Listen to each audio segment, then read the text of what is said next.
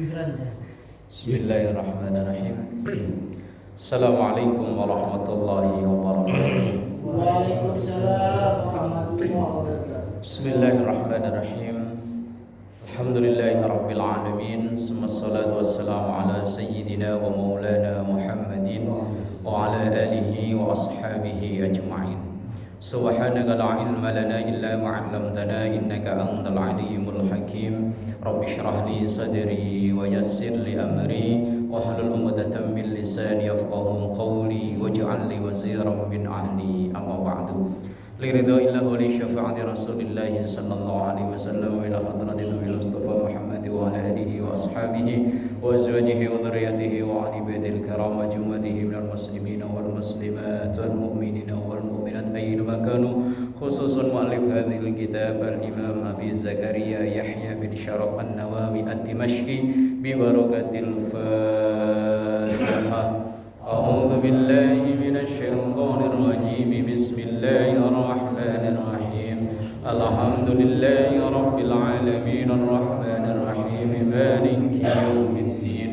Iyyaka na'budu wa iyyaka nasta'in. Ihdinas siratal mustaqim. Siratal ladzina an'amta 'alaihim ghairil maghdubi 'alaihim waladdallin. Amin ya rabbal alamin. Bismillahirrahmanirrahim.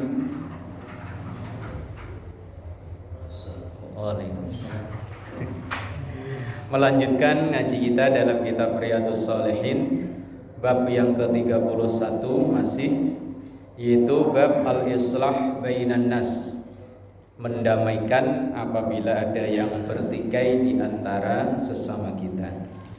Memasuki hadis yang keempat dari bab ini, atau hadis yang ke-251 dari keseluruhan kitab Riyadhus Shalihin ini. Wa an Abil Abbas Sahal bin Sa'ad As-Sa'idi, diriwayatkan dari sahabat Abul Abbas, bapaknya Abbas, yaitu Sahal bin Sa'ad As-Sa'idi. Berarti yang bercerita ini adalah Sahal bin Sa'ad As-Sa'idi.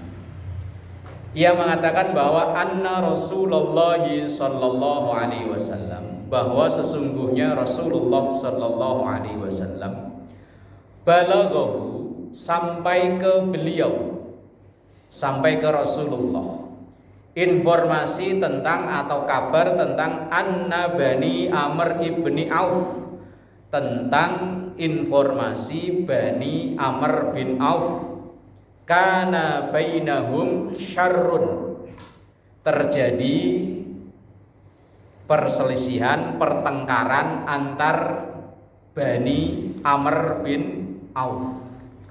Satu keturunan, entah masalah apa, terjadi pertengkaran. Padahal Bani Amr bin Auf ini adalah sekelompok atau orang yang pertama kali menerima kedatangan Rasulullah ketika hijrah ke Madinah. Jadi ketika Rasulullah pindah dari Mekah ke Madinah, yang nampung pertama kurang lebih selama 2 pekan, 2 minggu, 14 hari, itu adalah Bani Amr bin Auf. Kemudian setelah 14 hari atau kurang lebih 2 minggu, Rasulullah kemudian pindah ke rumah Bani Najjar. Bani Najjar itu berarti keturunan Najjar. Salah seorang sahabat namanya Abu Ayyub Al-Ansori. Namanya Abu Ayyub disebut Al-Ansori karena termasuk sahabat Ansor. Nah, Abu Ayyub Al-Ansori inilah yang punya tanah yang akhirnya dibangun Masjid Nabawi. Yo, sampai sekarang itu yang punya tanah namanya Abu Ayyub Al-Ansori. Awalnya Rasulullah pengen bayari, ini tanah dijual berapa, kami mau bangun masjid. Wong saat itu tanah itu ada kuburan dari leluhur dari Bani Abu Ayyub itu tadi. Terus ada bekas bangunan yang udah nggak terpakai dan ada kebun kurma.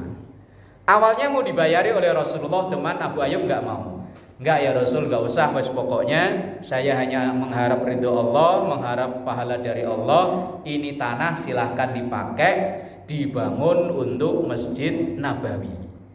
Oh, jadi pahala yang ngalir ke Abu Ayyub luar biasa ya. Sampai sekarang jutaan orang, bahkan miliaran ya kalau di zaman dulu sampai sekarang, orang yang ibadah di sana. Padahal man sanna sunnatan hasanatan falahu ajruha wa ajru man amila biha. Seseorang yang mengawali kebaikan dengan mewakafkan tanah itu tadi, maka setiap kebaikan itu dijalani orang, maka orang yang pertama kali mengawali itu akan terus dapat transferan sampai hari kiamat. Ini orang yang mawakafin tanah musola Babul Khair ini, mungkin orangnya udah nggak ada ya. Orangnya udah nggak ada, mungkin udah kesekian tahun yang lalu orangnya pergi. Setiap ada orang sholat di sini, orang ngaji di sini, anak-anak ngaji di sini, atau mungkin orang ngaso istirahat di sini, maka almarhum mungkin yang mewakafkan tanah ini akan terus dapat transferan ngalir. Termasuk Abu Ayyub ini yang luar biasa. Wong tanahnya dipakai untuk Masjid Nabawi. Berjuta orang berlomba-lomba pengen ke sono. Umroh aja udah 30 lebih. Haji sekarang katanya 100 lebih ya. Wah ya Allah, tetap dibela-belain pengen sholat di tanah yang dulu milik dari Abu Ayyub Al-Ansari. Nah, hadis ini menceritakan bahwa satu hari pernah terjadi pertengkaran di kalangan di tengah-tengah Bani Amr bin Auf. Maka fakharaja Rasulullah sallallahu alaihi wasallam yuslihu bainahum fi unasim ma'ahu. Rasulullah ketika mendengar informasi bahwa antar dari Bani Amr bin Auf terjadi gejolak, terjadi pertengkaran, entah urusan apa, sama-sama keturunan dari Amr bin Auf, maka Rasulullah segera datang menemui untuk yuslihu bainahum. Sesegera mungkin Rasulullah untuk mendamaikan, yuslihu, islah, mendamaikan kejadian atau pertengkaran yang terjadi pada kaum Amr bin Auf. Fahu bisa Rasulullah sallallahu alaihi wasallam, dan kemudian ternyata wong namanya mendamaikan orang itu kan ya nggak bisa langsung damai ya, alot ternyata. Fahu bisa, maka sampai Rasulullah tertahan di situ. Wahanatis sholatu, sampai datangnya waktu sholat. Ya mungkin datangnya itu pagi sampai zuhur belum kelar, wes eyel-eyelan. Biasanya kan begitu ya. Wah yelan nggak bisa, pokoknya harus begini. Oh nggak bisa. Wah yelan terus. Rasulullah mendamaikan itu sampai wahanatis sholat, sampai datang waktu sholat. Faja'a Bilalun ila Abi Bakrin radhiyallahu anhuma. Karena waktu sholat udah masuk, Rasulullah belum datang ke masjid itu. Kemudian Bilal, salam. Satu datang, satu lagi.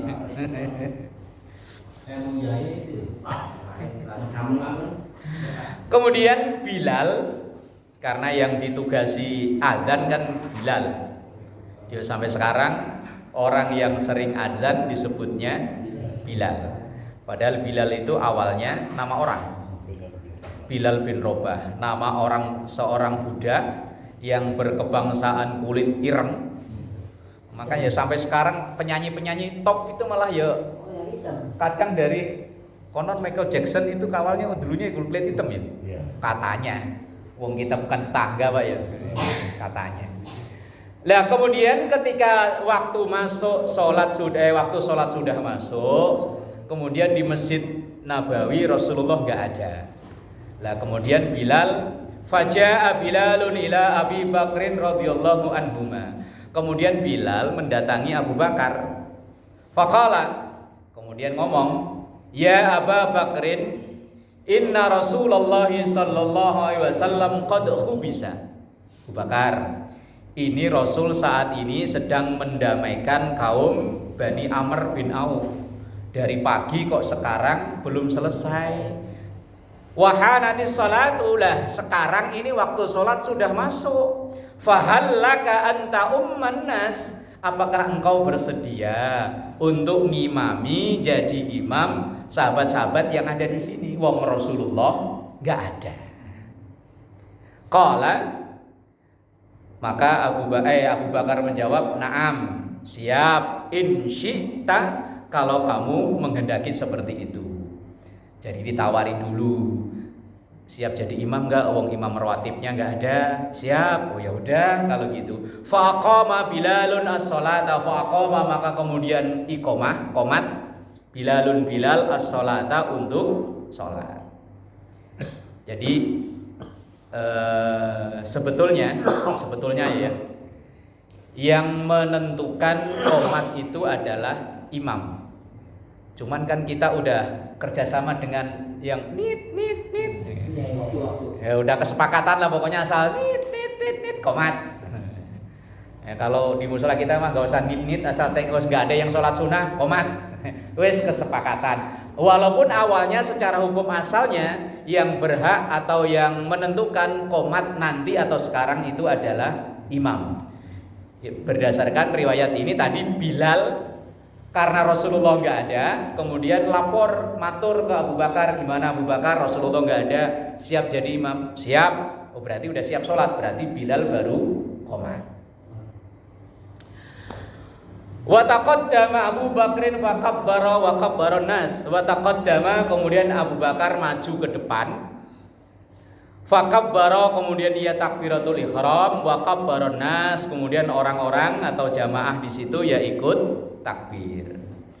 Lah kemudian wajah Rasulullah sallallahu alaihi wasallam di tengah-tengah udah sholat. Fajaa Rasulullah sallallahu alaihi wasallam, kemudian Rasulullah datang. Yamshi fis sufufi, kemudian Rasulullah langsung masuk ke barisan.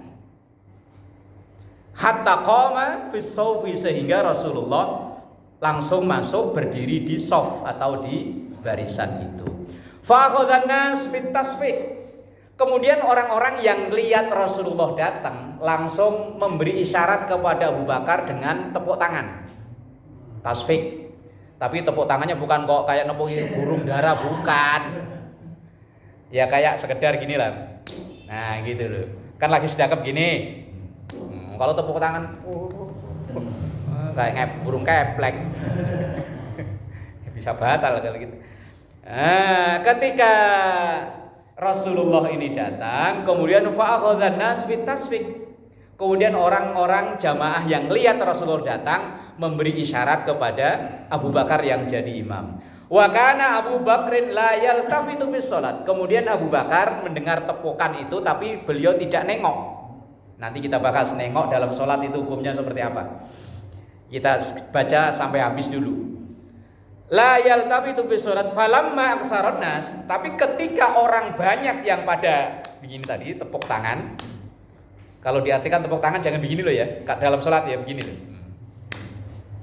Lah ketika satu orang, dua orang tepuk tangan, Abu Bakar nggak nengok. Lah falamma aksaron nas fit tasfiq, kemudian ketika makin banyak orang yang tepuk tangan gini, iltafata, kemudian Abu Bakar nengok.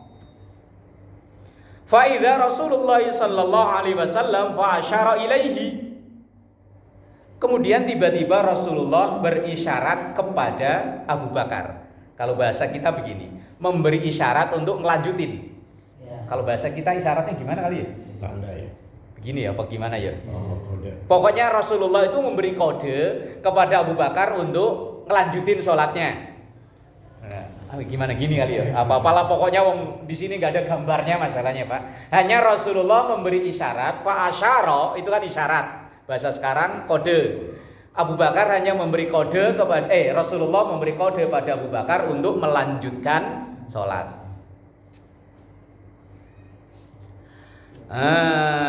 Farafa Abu Bakrin yadahu fahamidallah. Tapi kemudian Abu Bakar mengangkat tangannya. Ya entah mungkin saat itu lagi berdiri apa bagaimana. Pokoknya Abu Bakar farafa yadahu. Abu Bakar mengangkat tangannya. Jadi ya, cuma satu yang diangkat. Fahamidallah, kemudian memuji Allah. Oh, berarti ketika rukuk mungkin wong sambil memuji Allah. Dalam sholat pergerakan yang lain kan Allahu Akbar, yang cuman satu yang memuji, yaitu dengan lafaz Sami Allahu liman hamidah. Berarti pas saat itu lagi rukuk apa gimana? Wallahu alam. Nah, kemudian waraja'al qahqara wara'ahu hatta qama fis saffi. Kemudian setelah memberi isyarat dengan membaca memuji Allah itu, Abu Bakar mundur ke belakang, ke saf belakang. Waraja'a al-qahqara wara'ahu fi hatta qama fis saffi. Abu Bakar kemudian mundur ke belakang. Fataqaddama Rasulullah fasalla linnas. Kemudian Rasulullah maju. Berarti pergantian supir, Pak ya. Berarti bisa ya sholat gantian imam ya. Ternyata bisa kalau melihat secara sejarah ini ya. Pertama Abu Bakar yang imami, kemudian ketika Rasulullah datang memberi isyarat, kemudian Abu Bakar mundur, kemudian Rasulullah maju. Tapi saya belum pernah ngalami gini. Sudah pernah belum? Belum ya. Ternyata pergantian imam di tengah-tengah sholat bisa. Tidak batal ini contohnya. Kayak begini. Abu Bakar mundur dulu ke belakang, ke barisan, kemudian Rasulullah baru maju untuk menggantikan imam.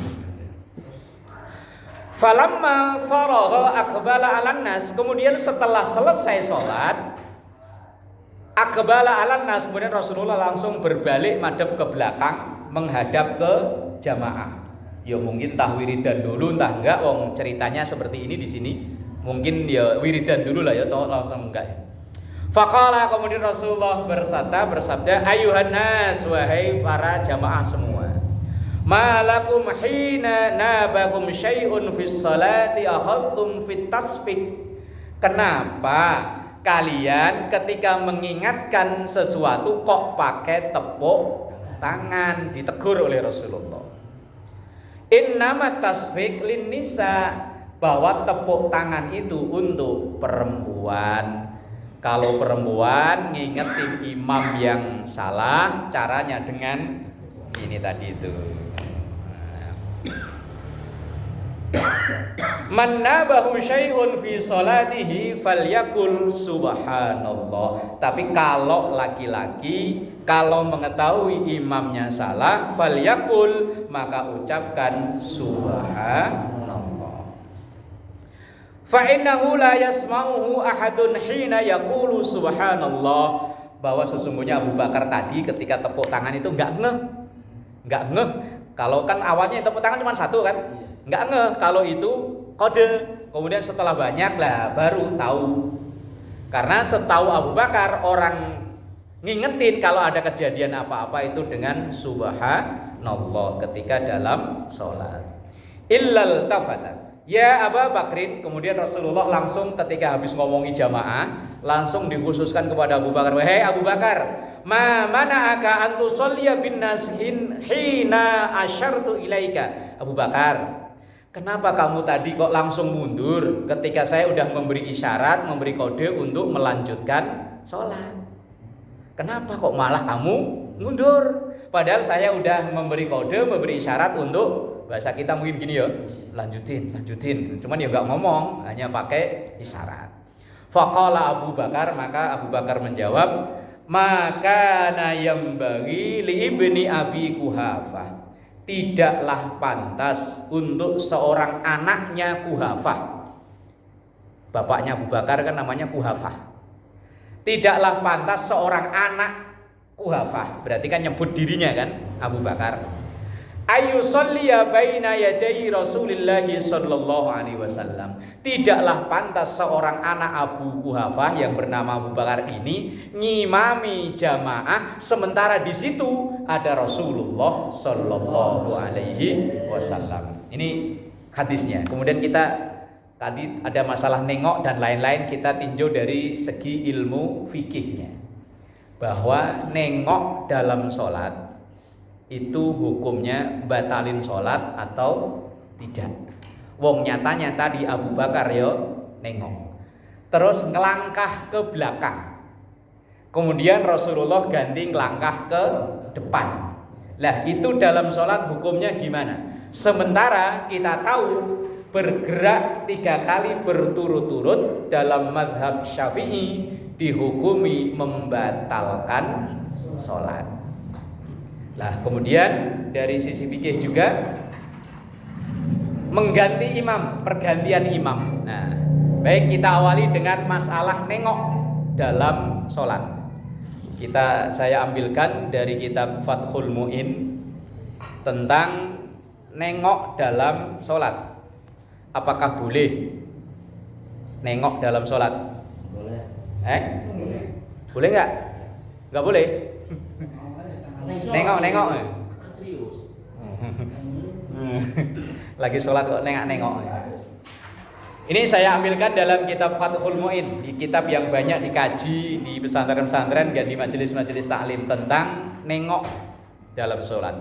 Wa kuriha fiha ay fis sholati, dan makruh hukumnya di dalam sholat iltifatun, nengok, biwajihin dengan wajah, bila hajatin, kalau tanpa ada keperluan. Berarti kalau ada keperluan boleh dan tidak makruh, apalagi batal. Makruh aja enggak, apalagi batal. Kalau ada keperluan. Tapi kalau enggak ada keperluan apa-apa lah, ya ngapain nengok? Misal kita sholat, kemudian naruh barang berharga di samping. Kemudian ada yang baru datang, lah kok mindahin tas, padahal di tas itu ada duit. Wih, 3 miliar ya. 3 miliar itu nolnya berapa? Banyak lah pokoknya. Pokoknya kita naruh barang berharga di sebelah kanan, kemudian ada yang datang, kok mindahin barang kita. Lah kemudian kita nengok. Nah, boleh. Tidak makruh, apalagi batal. Enggak. Cuma kalau terus-terusan ya tengok namanya. Kalau hanya sekedar nengok, boleh. Hanya dihukumi makruh kalau tanpa ada keperluan apa-apa. Tapi kalau ada perlunya tadi, misalnya untuk memastikan barangnya aman, boleh nengok. Wakila jadi iltifatun biwajihin bila hajatin, noleh, nengok kalau tanpa ada keperluan, maka itu hukumnya makruh. Tapi kalau ada keperluan tidak makruh, apalagi batal. Nah, kemudian ada beberapa hal yang memang hukumnya makruh dalam sholat. Ini saya kutipkan dalam Fathul Mu'in juga. Di antaranya adalah apa? Kalau lihat ke atas apa namanya? Dengak. Kalau orang Jawa dengak, kalau orang Indonesia orang Jakarta apa? Makruh. Lah iya wong Jawa negak menduwur. Lah kalau wong Jakarta parane. Ayo misalnya pas lagi sholat kok di atas dengar ketek. Makruh. Batal sih enggak, makruh. Lah ya tak kipas angin tak apa kok bunyi kretek. Kuatirnya plafon. Waduh, jangan nengok ke atas. Nah, makruh. Hanya dihukumi makruh. Kemudian yang termasuk makruh lagi adalah menahan hadas. Ini bisa jadi sering loh Pak kita, Pak. Orang sholat sambil menahan hadas itu hukumnya makruh. Kalau memang waktunya masih longgar, lebih baik dibatalin. Orang kalau sambil nahan hadas itu nggak nyaman loh, Pak. Bisa begini loh. Gelisah, bisa jadi keluar keringet loh. Sampai sambil ngeden apa? Ngempet kalau orang Jawa ngempet ya. Kalau memang waktu masih longgar, lebih baik dibatalkan. Kalau kita tengah gimana? Kalau di tengah misalnya kan udah yang posisi tengah. Ya langsung mundur pelan-pelan, mundur bisa mundur. Ya kalau hanya sekedar untuk jalan mundur kan bisa. Tapi kalau jalan ke samping ke kanan kiri jangan mundur. Jalannya mundur. Karena kalau mundur kan tidak melangkangi masjid. Masjid itu tempat sujud. Tapi kalau ke samping kanan kiri itu otomatis melangkahi tempat sujud, nggak boleh. Maka mundur ke belakang. Nah, nahan hadas, mau buang angin tah kencing, itu hukumnya makruh. Kalau bisa yuk dibatalin kalau memang waktunya longgar. Nih kadang ada sayang tinggal serakaat, kan udah mau salam tinggal serakaat kok malah sayang nah, daripada sisanya itu nahan kemudian makruh terus kan repot. Kemudian termasuk yang makruh lagi dalam sholat adalah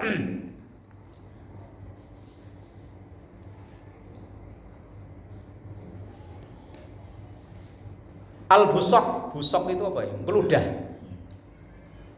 Kalau si tempat begini sih insya Allah enggak ya. Zaman dulu di kampung itu musola kan pakai papan. Lah sambungan sela-sela papan itu kan ada lubang ya. Kadang sambil sujud ya geludah. Apalagi di bawah dulu musola depan rumah saya itu ada kambingnya, Pak. Geludah hukumnya makruh. Kemudian termasuk yang makruh adalah kasfu ra'sin wa mankibin. Terbuka kepala, tidak pakai penutup kepala. Bukan batal ya, hanya dihukumi makruh wa mankibin dan terbuka pundak. Misalnya pakai baju tapi cuman kayak orang pakai rompi itu loh. Pakai apa ya? Yang pundaknya apa? Oh, lekton, keleknya katon. Oh iya bener. Yang segini loh, pundaknya kelihatan boleh, Pak. Sholatnya boleh, cuman dihukumi makruh. Karena aurat laki-laki dalam sholat itu kan hanya bainas surra warukbah, antara pusar dan lutut. Asal di bawah lutut, di atas pusar, udah sah sholat itu. Misalnya kayak orang pakai kemben gitu loh. Kemben di Indonesianya apa sih? Kalau orang Jawa kemben ya. Pakai sarung, pakai kain cuma hanya sebatas gini. Dan yang penting kan ini udah ketutup, ini ketutup, maka udah sah. Kalau ukuran hanya ukuran sah dan tidak sah. Cuman langsung ukuran keduanya pantas apa enggak? Kalau di zaman Nabi atau zaman dulu orang yang konon katanya orang kan pakai apa namanya? Zaman dulu yang goni apa sih? Karung goni orang pakai pakaian itu kan barang mahal. Memang punyanya hanya itu dia monggo. Tapi orang sekarang kan kayaknya yuk sekere-kerenya orang sekarang itu baju masih numpuk ya. Buat kondangan beda, buat sholat beda, buat nongkrong yo beda. Makanya dalam Quran itu kan ada ayat khudzu zinatakum inda kulli masjid. Khudzu, pakailah zinatakum, zina itu kebanggaan. Pakaian yang kita banggakan. Kalau kita pakai itu bangga. Ya kalau mungkin yang hansip bangga dengan seragam hansipnya, ya udah pakai aja. Pokoknya yang pakaian kita bangga. Zina inda kulli masjid, setiap masuk masjid, maksudnya masuk masjid itu setiap kita akan sholat berjamaah. Lah, ini kadang-kadang Pak ya, orang mau kondangan dandan rapi banget. Giliran mau sholat malah baju batiknya lepas, tinggal kaos dal. Kan keliru gitu. Kalau mau sholat usahakan pakai pakaian yang terbaik atau yang pokoknya kita banggalah memakai pakaian itu. Nah, ya, ini kan musim-musim kampanye nih. Ntar bangganya saya pakai kaos nomor berapa? Gak boleh kampanye loh. Oh nomor 4. Umpama di sini nomor 4. Budek lagi. Ada gambar orangnya lagi. Lah itu dia bikin repot itu. Kebetulan yang di belakang lawan politiknya. Allah. Wah, sialan ini gambar si ini. Perintahnya khudzu zinatakum inda kulli masjid, pakailah pakaian yang membanggakan. Bukan nggak boleh pakai misalnya kaos oblong hadiah partai, boleh. Hadiah dari toko material, ya silakan, dari toko apa itu kopi ABC. Lah kalau dipakai dia ada di depan, yang belakang walaupun nggak baca tapi kan pikiran yang baca. Wah, UD Bangunan Jaya menyediakan semen dan lain-lain. Makanya kadang sering saya kritik, bukan kritik ya, saya sampaikan. Kalau perempuan sih otomatis rapi lah ya. Kalau perempuan kan pada sempurna. Kadang yang laki-laki ini loh. Oke, kalau memang dia orang mampir, dia pulang kerja langsung sholat, mungkin ya oke lah. Tapi kalau kita di rumah, masuk giliran mau kondangan pakai baju bagus, giliran mau sholat kaos partai aja dipakai lah. Ya bukannya nggak boleh, boleh aja Pak, boleh. Cuma yo tadi lo pantes opo enggak. Wong mau kondangan yang timbang makan nasi sepiring aja. Pakai batik cakep yo, pakai sepatu, pakai giliran mau sholat kok pakai seadanya. Ini yang repot ini. Ini termasuk makruh sholatnya, yaitu terbuka kepala dan terbuka pundak. Kemudian termasuk makruh adalah as-salatu fil maqbarah. Kalau ini sih insya Allah enggak lah ya. Sholat di area pemakaman. Bahkan kalau orang-orang salafi, saudara-saudara salafi malah menghukumi haram. Enggak boleh sholat di area pemakaman. Kalau mazhab kita hanya dihukumi makruh kecuali sholat jenazah. Kalau sholat jenazah boleh Pak, langsung di atas makamnya boleh. Umpama ada saudara atau teman baik kita meninggal, kita mau takziah pas sampai ke tempat ternyata udah disolatkan, kemudian kita ikut ke pemakaman. Sampai ke pemakaman udah beres semuanya, kemudian orang-orang pada pulang, kita sholat di situ boleh. Tapi dengan catatan sendal atau sepatu yang kita pakai dilepas, kemudian kita injek di atasnya. Kita lepas dulu, cuman kita injek di atasnya. Karena kalau masih dipakai itu statusnya itu harus suci atas bawah kalau itu dipakai. Tapi kalau itu dilepas kemudian kita injek, itu statusnya kayak karpet begini. Karpet begini ini yang penting atas ini suci. Masalah bawah ini kok ada najis, enggak masalah. Itu kalau sendal yang kita pakai atau sepatu yang kita pakai kemudian kita lepas, kemudian kita injek di atasnya. Dan ini saya ngalami beberapa kali waktu musim Covid.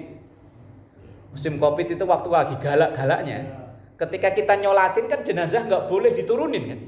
Kita nyolatin kadang di jalan. Lah sementara di jalan itu kan wallahu alam ya. Ya kemudian saya bilang ke yang ikut nyolatin, Pak, sendal sepatu dilepas.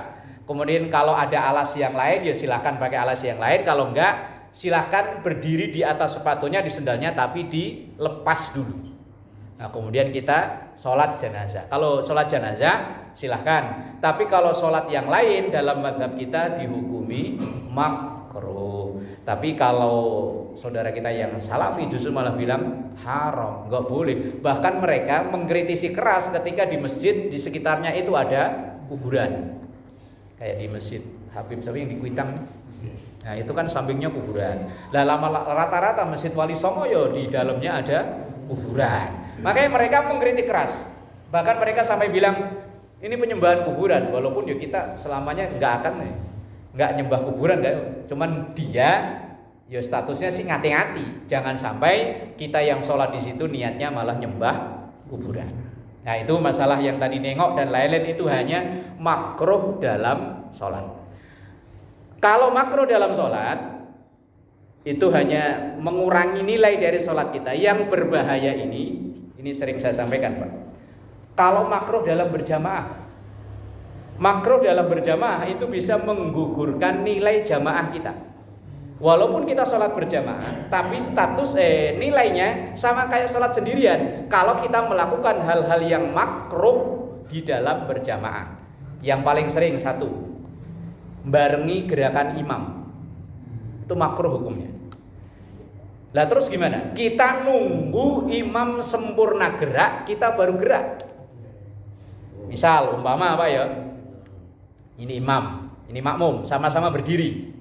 Misalnya lakum dinukum waliyadin kan ruku Allah. Yang benar begini, Allahu Akbar, dia ruku sempurna, ini imam, kita baru ruku Allahu Akbar.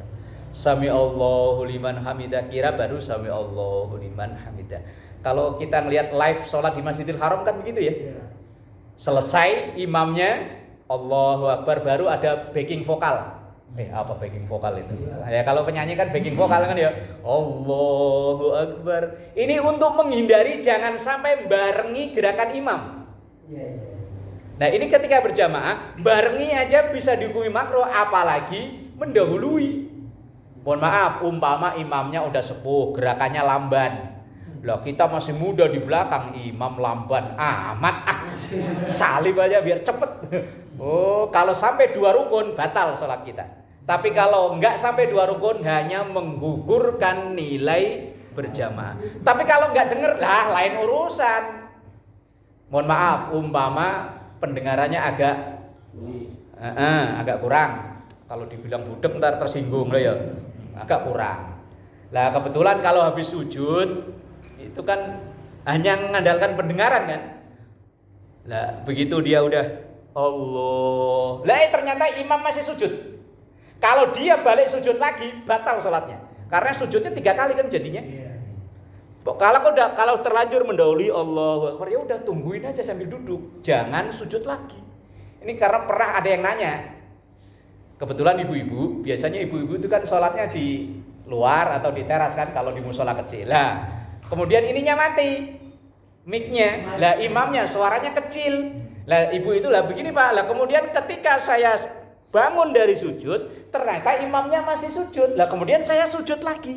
Saya bilang, Bu, dalam 1 rakaat sujud cuma 2 kali. Kalau ibu sujud lagi berarti sujudnya 3 kali. Kalau sujud 3 kali berarti nambah rukun sholat. Kalau nambah rukun sholat berarti sholatnya batal.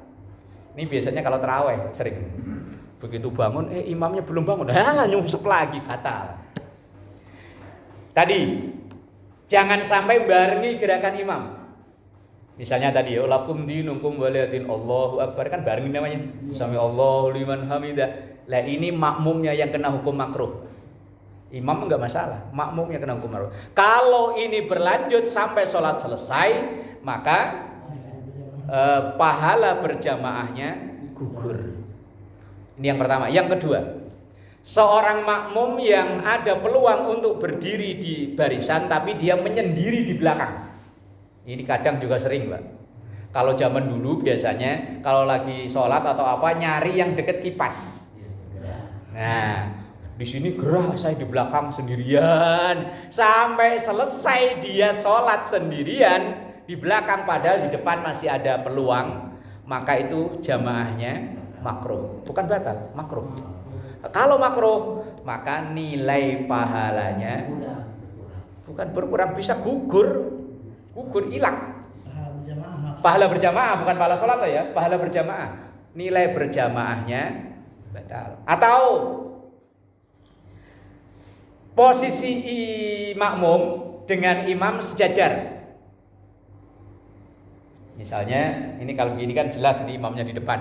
Ini imamnya makmum sejajar sederet. Nah, ini makruh. Atau misalnya ini yang sering terjadi. Misalnya ada orang sholat sendirian. Nah, begini kan. Lah kemudian ada orang yang mau jadi makmum. Itu yang tepat adalah dia berdiri di samping sebelah kanan di sini nih. Nah, ini kalau dia berdiri di belakang atau di samping sebelah kiri makruh. Maka dia harus berdiri di samping sebelah kanan. Kemudian ketika ada datang yang kedua, ini kalau tahu etikanya orang berjamaah, datang yang kedua, ini contohnya kertas lah ya. Contohnya kertas lah, contohnya ini contoh. Ini orang yang kedua datangnya harus di sini, Pak. Dan ini mundur. Nah, begini. Ini kadang ada loh Pak, saya ngelihat ini di sini, ini di sini. Oh, kayak sayap layangan. Yang benar, saya ulang, kalau baru satu posisinya di sini. Kemudian ketika datang yang kedua posisi di sini. Kemudian yang ini mundur. Kemudian yang ketiga ambil posisi yang kanan, Pak, sini.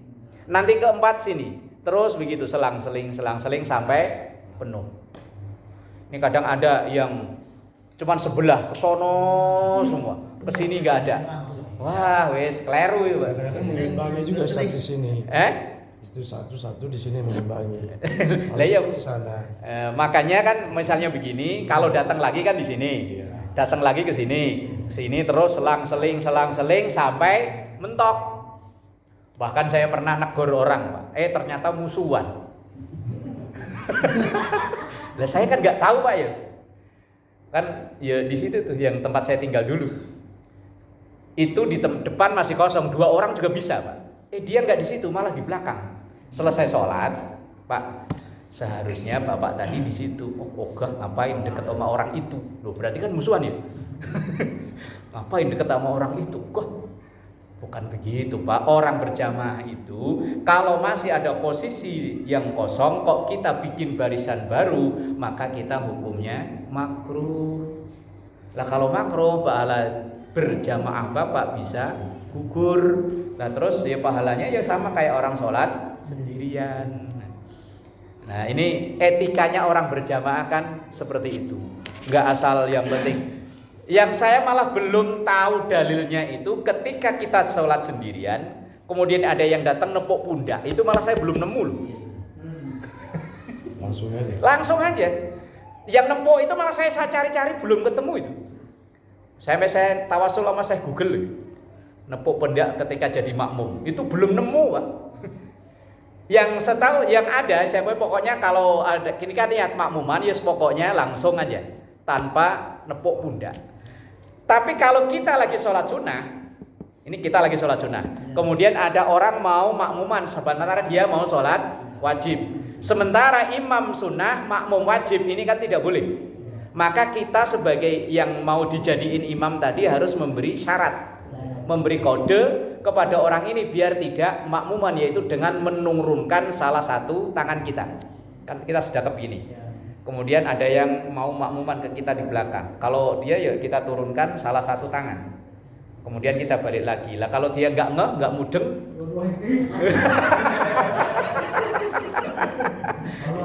Kata kiri apa kanan itu guys. Salah satu ya. Salah satu. Kiri nggak apa-apa, kanan juga. Yang ini dia sholat, ada orang liwat kita begini. Ya memang harusnya begitu. Kita alang-alangi biar supaya orang itu nggak kena hukum haram.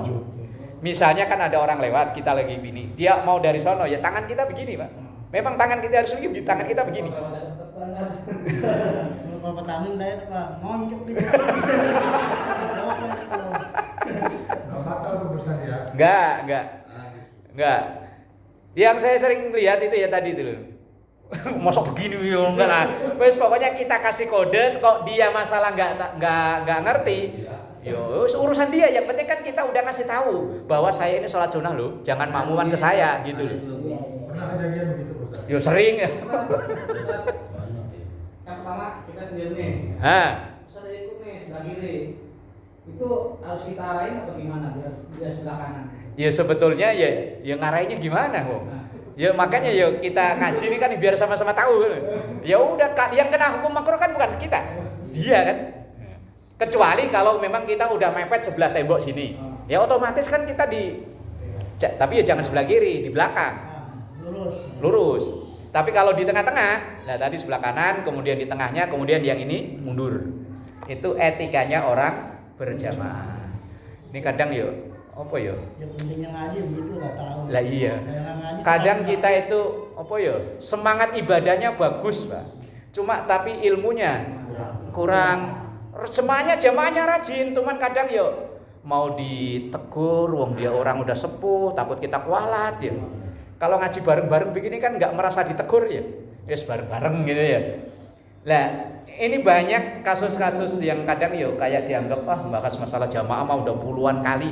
Iya udah puluhan kali, cuma nyatanya prakteknya di lapangan masih banyak di antara kita yang belum begitu memahami tentang aturan atau etikanya orang berjamaah.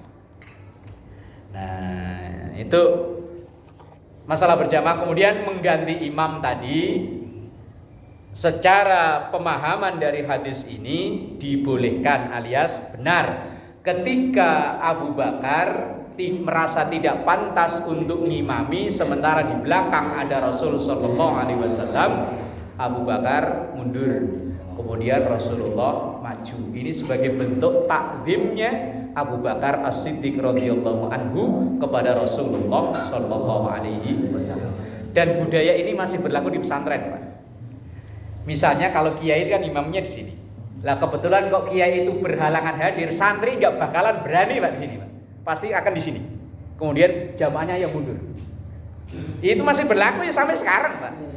Kecuali kalau memang kiainya udah, ayo maju ke depan. Nah, ya kalau enggak, misalnya enggak ada amanat, enggak ada apa-apa, enggak bakalan berani.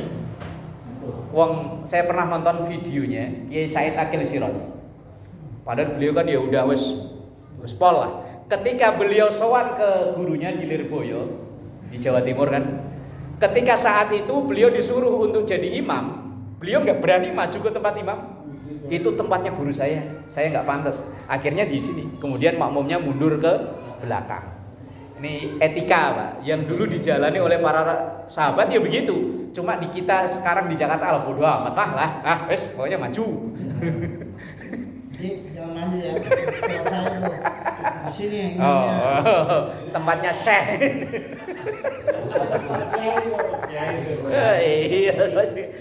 Itu termasuk akhlak atau adabnya para sahabat yang para santri pesantren ya masih, Pak. Misalnya dulu kalau ngajar gitu kan kursinya kiai itu kebetulan kok berhalangan digantikan oleh santri yang santri senior, nggak berani duduk di bangku itu, Pak. Paling ya bangku itu tetap, kemudian nyari bangku lain yang agak maju. Ya tadilah menjaga apa ya? Adab, etika, tata krama. Ya kayak Abu Bakar tadi di tengah-tengah sholat aja beliau karena menghormati di situ ada Rasulullah, beliau mundur. Kemudian Rasulullah yang maju. Dan itu tidak membatalkan sholat. Orang maju ke belakang, maju kok ke belakang, mundur atau maju ke depan untuk dalam rangka menggantikan posisi itu boleh. Atau begini misalnya, Pak, ketika berjamaah begini ada salah satu yang batal, otomatis kan dia mundur.